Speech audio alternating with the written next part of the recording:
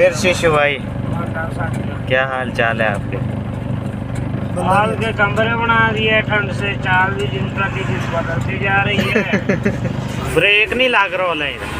हाँ, ज्यादा दिखता है। तो भाई साहब सोलन बाईपास पे ये हादसा होते होते टल गया है। अब ना जो ये चीज बताई ना मानना, या पराली सारी आ जाएगी इसमें, और वैसे लाद देंगे ना, लाट वो पराली कोई गंदी है। क्या बात है गुरु जी, बहुत गजब।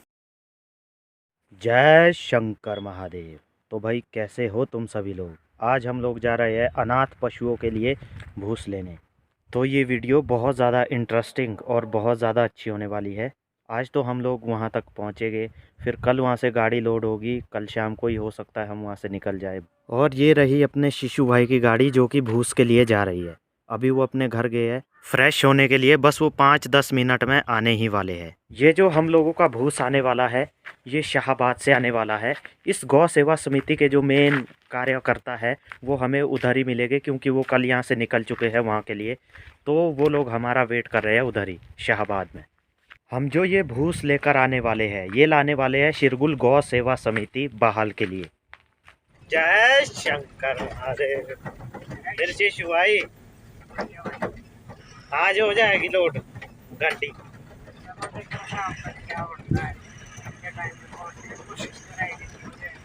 हाँ, शाहबाद जाना है ना हमने, शाहबाद जाना, फिर गाड़ी लोड करनी। तो गाइस जब हम लोग शिलाबाग पहुंच चुके हैं, इधर थोड़ा चाय पानी के लिए रुके हैं। जब तक इधर शिशु भाई चाय पानी कर रहे हैं तब तक मैं गाड़ी के टायर थोड़े से चेक कर लेता हूं। टायर में छोटी छोटी गिट्टियां पत्थर फंस जाते हैं। अगर इनको नहीं निकालते हैं तो टायर में रगड़ लग जाती है। इसे निकालने के लिए स्पेशल एक चीज होती है जिसे बोला जाता है कुंडी।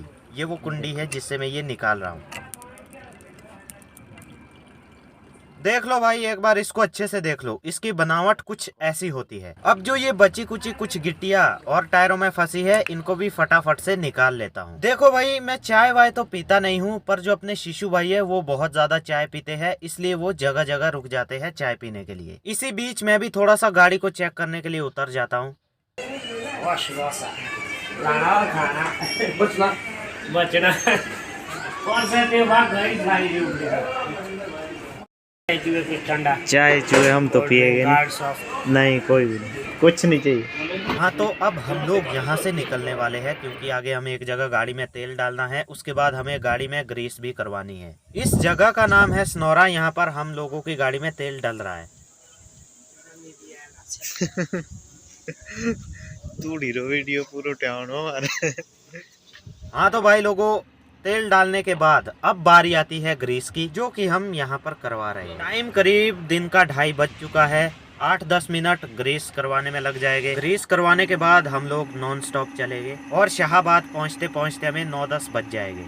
अब यहाँ पर भाई साहब ने चेक किया तो हमारी शाफ्ट के नट बोल्ट भी थोड़े से ढीले थे, जिसे कि अब इनसे अच्छे से टाइट करवाया जा रहा है। बाकी 3 लोग और हमको शाहबाद में ही मिलने वाले हैं, जिन लोगों के गौशाला के लिए हम लोग स्पेशली ये पराली लेकर आने वाले हैं। तो अब गाड़ी में ग्रीस करवाने के बाद, शाफ्ट के नट बोल्ट टाइट करवाने के बाद हम लोग अपने लक्ष्य की ओर आगे बढ़ चुके हैं। बाकी आज हम लोगों की गाड़ी लोड होती है कि नहीं होती है, इसका पता हमें वहाँ पहुँचने पर ही चलेगा। ब्रेक नहीं लग रहा है। हाँ, ज्यादा दिखता है। तो भाई साहब सोलन बाईपास पे ये हादसा होते होते टल गया है। अब जो ये हादसा हुआ है, मुझे लगता है ये ड्राइवर को नींद आने के कारण हुआ है, क्योंकि अगर यहाँ पर गाड़ी के ब्रेक फेल होते तो गाड़ी रोड से बाहर ही होती। तो भाई साहब रोड पर थोड़े से सावधानी पूर्वक और संभल के चला करो, तब घसीट हो जाएगा। क्योंकि भाई देखो, जब तुम घर से बाहर निकल जाते हो तो कोई तुम्हारा घर पर भी इंतजार कर रहा होता है। ठीक है, बाबे का भी बनेगा बेचारे का यार। तोड़ो तो फ्री दो दे ले, वो किसा पता नहीं। इस टाइम पे शाम के बज रहे हैं 7। हमें चलते चलते दिन से रात हो गई है। अभी भी जहाँ पर हमें जाना है वो यहाँ से 40 से 42 किलोमीटर की दूरी पर है। और जो हमारा रात का डिनर है वो आज हम बाबा जी के आश्रम में ही करेंगे।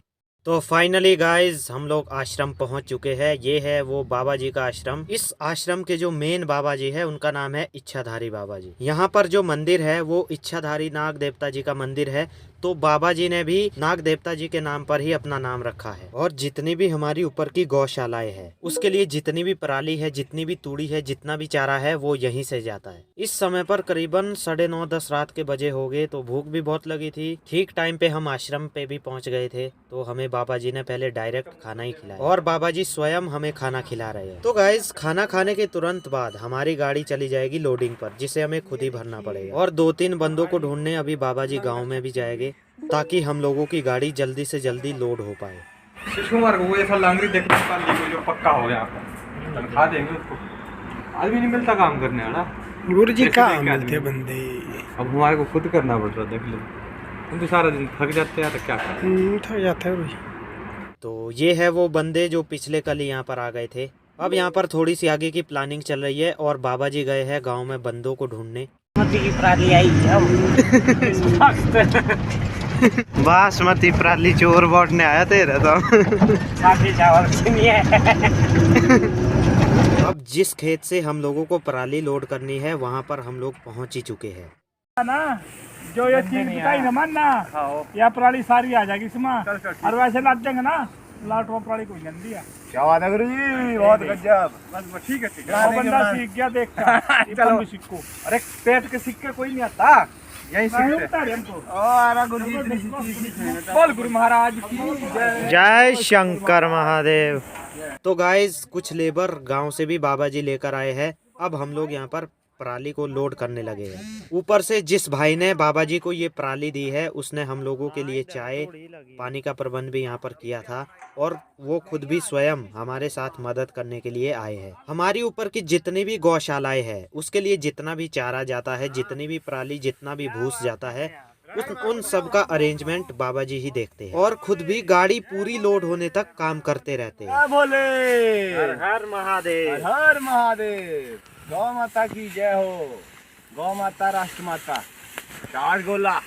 ऐसा नहीं है कि बाबा जी ने हमको ये पराली दिखाई और खुद सोने चले गए। जब तक ये गाड़ी यहाँ से लोड नहीं होगी, निकल नहीं जाएगी, तब तक बाबा जी भी फुल अपनी सेवा यहाँ पर देते रहेंगे हम लोगों के साथ। यहाँ के जितने भी लोग बाबा जी से जुड़े हुए हैं वो बाबा जी को ये पराली, भूस, चारा वगैरह सब कुछ देते हैं। उसके बाद बाबा जी आगे इनको गौशालाओं में भेजते हैं। और बाबा जी की अपनी भी एक बहुत बड़ी गौशाला है जो कि यहाँ पर रहने वाले लोगों और इन बाबा जी की कृपा से ही चल रही है। तो अब हमारी गाड़ी पूरी तरह लोड हो चुकी है। जो बाबा जी ने इस पराली को लोड करने के लिए कुछ लोग लाए थे उन्हें हम लोगों ने दूसरी गाड़ी में भेज दिया है उनके घर वापस, और खुद लग गए हैं गाड़ी में रस्से को बांधने। वहाँ खेतों से निकलकर हम लोग मेन रोड पर आ चुके हैं। अब हम लोग यहाँ पर थोड़ा सा चाय पानी कर रहे हैं, उसके बाद हम लोग यहाँ से निकल पड़ेंगे नॉन स्टॉप घर की ओर। रात का समय है तो मैं तुम लोगों को अच्छे से नहीं दिखा पा रहा हूँ कि हम लोगों की गाड़ी लोड होने के बाद कैसी दिख रही है।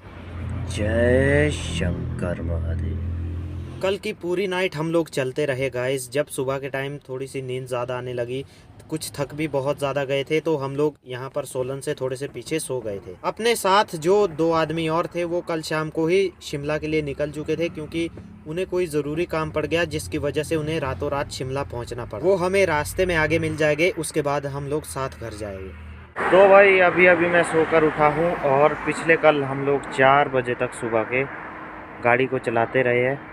उसके बाद हम लोगों ने थोड़ी सी मैगी बनवाई, फिर वो खाई, उसके बाद हम सोने के लिए इधर आ गए। तो कल मैं तुम लोगों को अच्छे से नहीं दिखा पाया था हमारी गाड़ी कैसे लोड हुई है, क्योंकि उस टाइम हमारे पास लाइट का साधन तो था बट रात का समय था, तो अच्छे से मैं नहीं दिखा पाया था हम लोगों ने इस गाड़ी को कैसे लोड किया है और ये लोड हो करके गाड़ी कैसे दिखती है। चलो अभी मैं तुम लोगों को दिखा देता हूँ।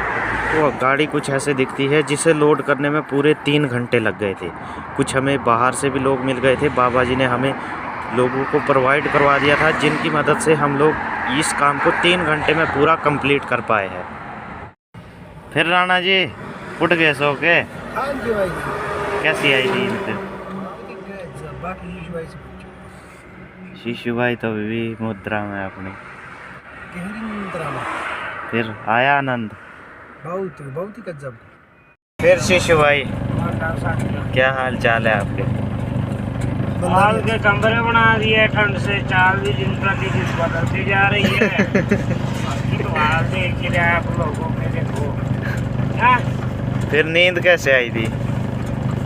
नींद तो आँख से जा रही है, अब क्या करना, देखो जितनी कुछ आई हो बढ़िया ही है। अब थोड़ी यहाँ पे सोने दे रही ना ढंग से, नहीं तो नींद तो अच्छी आएगी। तो भाई अब हम लोग पहुंच चुके हैं देवघाट। यहाँ पर आयशर की एजेंसी में हम लोगों ने आयशर को लगा दिया है। इसमें थोड़ी सी सेंसर की दिक्कत आ रही थी, कुछ सेंसर के कोड इसमें बार बार ब्लिंक हो रहे थे, जिसका हम लोगों को पता नहीं चल पा रहा था। तो अब इसको आयशर का इलेक्ट्रिशियन ही ठीक से समझ पाएगा, तब तक हम लोग फिल्टर को भी साफ कर लेते हैं। देखो भाई फिल्टर में कितनी ज्यादा धूल भरी हुई है। इसका एक कारण ये भी है कि जो हम लोगों का रोड है ना, वो आधे से ज्यादा कच्चा है, जिस वजह से फिल्टर में काफी ज्यादा धूल भर जाती है। अभी भी गाड़ी में असली दिक्कत का पता नहीं चल पा रहा है। जितने भी सेंसर है वो सारे के सारे बदल दिए गए हैं, जिस पर भी डाउट था, परंतु अभी भी गाड़ी वही कोड फिर से दोहरा रही है। 2 बार गाड़ी का ट्रायल हो चुका है, फिर भी वही कोड आ रहे हैं और अभी ठीक से पता नहीं चल पाया है कि गड़बड़ कहाँ पर है। अब फिर से तीसरी बार गाड़ी ट्रायल के लिए जा रही है। अब देखते हैं भाई इस ट्रायल के बाद क्या होता है। ये तो इस गाड़ी की भाषा सीखनी पड़ी, इसकी तो बीमारी पकड़ में नहीं आ रही। एक आएगी।